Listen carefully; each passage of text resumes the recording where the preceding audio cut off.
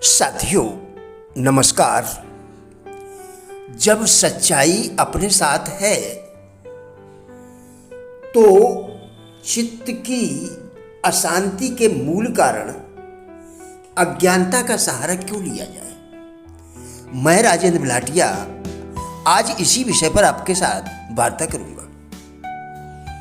जब मनुष्य अपनी केंद्रीय अर्थात अंदर की आवाज को सुनना सीख जाता है तो उसे दो प्रकार का लाभ प्राप्त होता है। एक तो उसे बाह्य जगत की गतिविधियों से अत्यधिक प्रभावित नहीं होना पड़ता है तथा दूसरा उसका विकार मुक्त चिंतन स्वतः उसे दिव्यता को विकसित करने का रास्ता दिखा देता है। हम में से जो समझदार हैं वे इस दिव्यता के विकास को प्राथमिकता देते हैं। उसके अतिरिक्त जिन्हें लोभ है एवं मोह की क्रीड़ा ने घेर लिया है वे कुछ भी कर लें। उसके अतिरिक्त जिन्हें लोभ है एवं मोह की क्रीड़ा ने घेर लिया है वे कुछ भी कर लें, उनका चित्त सदैव अशांत तथा उपद्रवी ही रहेगा। जो व्यक्ति जीवन में सतर्क रहते हैं वे परिस्थिति जन्य दोष एवं दुर्भावनाओं से प्रभावित नहीं होते हैं। ऐसे लोग जीवन में सुख शांति भी पाते हैं और श्रेय के पथ पर अग्रसर होकर जीवन को प्रगतिशील भी बनाते हैं। जो विचारों से सशक्त और आत्मा से पूर्ण स्वतंत्र बन गए हों ऐसे लोग वास्तव में जीवन क्रांति के प्रणेता एवं अंधकार से घिरी मानवता के समक्ष एक प्रकाश का उदाहरण बन बैठते हैं। स्वार्थ मनुष्य का स्वभाव है परंतु उसे निश्चित ही आत्मा के दृष्टिकोण से होना चाहिए। यह स्वार्थ जितना अधिक आत्मा के अनुवर्ती अर्थात आत्मा की उत्पत्ति प्रकृति या उसके अस्तित्व के बारे में अधिक जानकारी करने की कोशिश करना, अनुवर्ती यह स्वार्थ जितना अधिक आत्मा के अनुवर्ती आत्मा की उत्पत्ति प्रकृति या उसके अस्तित्व के बारे में अधिक जानकारी करने की कोशिश करना होता जाएगा उतना ही जीवन में कम क्लेश एवं वास्तविक शांति का विकास संभव हो पाएगा।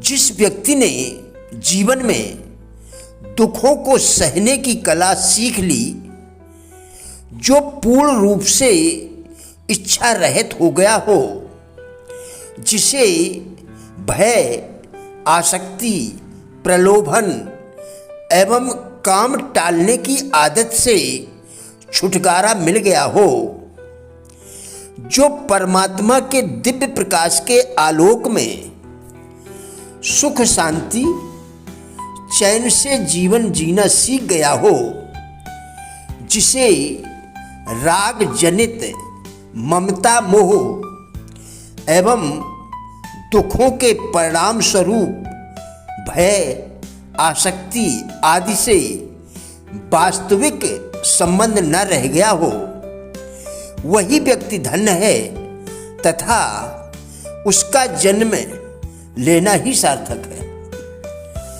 स्वयं से पूछें, हम दुनिया को कैसे देखते हैं?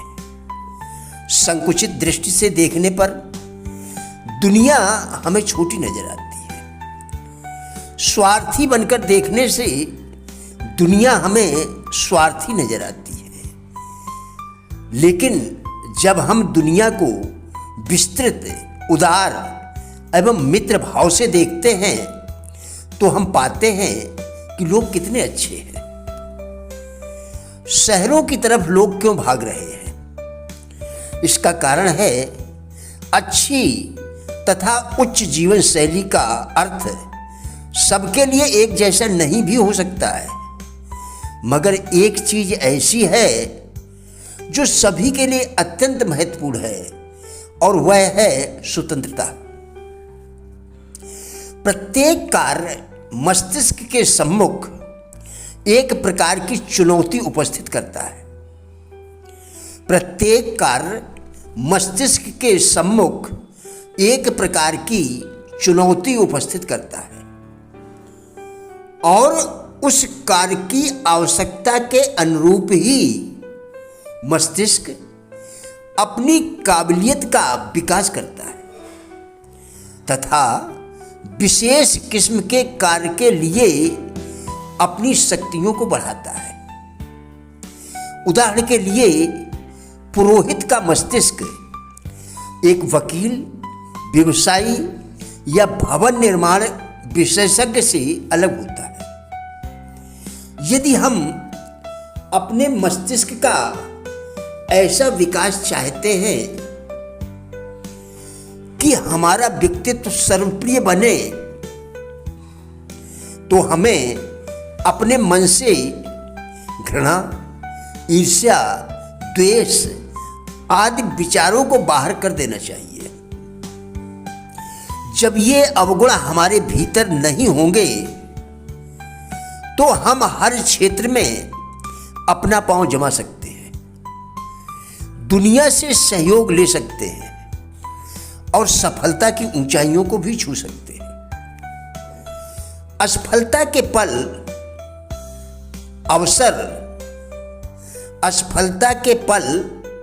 अक्सर पूर्व के कामों के परिणाम ही होते हैं। सफलता के पल अक्सर पूर्व के कामों के परिणाम ही होते हैं जो बड़े बदलाव के लिए संभावनाएं तैयार करते हैं। यह स्थिति हर जगह देखने को मिल जाएगी। कैंसर अपने जीवन का 80% भाग तो पता चले बिना ही बिताता है, लेकिन फिर कुछ ही माह में शरीर को खत्म कर देता है।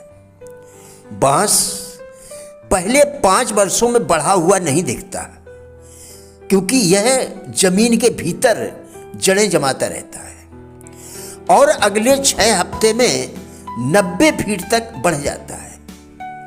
इसी प्रकार से आदतें भी तब तक कोई फर्क नहीं डालती जब तक कि आप एक अहम सीमा को पार नहीं कर जाते और नए स्तर को नहीं पा लेते। प्रिय साथियों, हमारा उद्देश्य इन वीडियोस के द्वारा लोगों में जीवन के प्रति सकारात्मक दृष्टिकोण एवं जिज्ञासा पैदा करना है। कृपया वीडियो पूरा देखकर विचार करें, क्या आपके लिए यह उपयोगी है? यदि हाँ, तो कृपया लाइक, शेयर एवं चैनल को सब्सक्राइब करके हमारा भी उत्साह बढ़ाएं। वीडियो देखने के लिए धन्यवाद।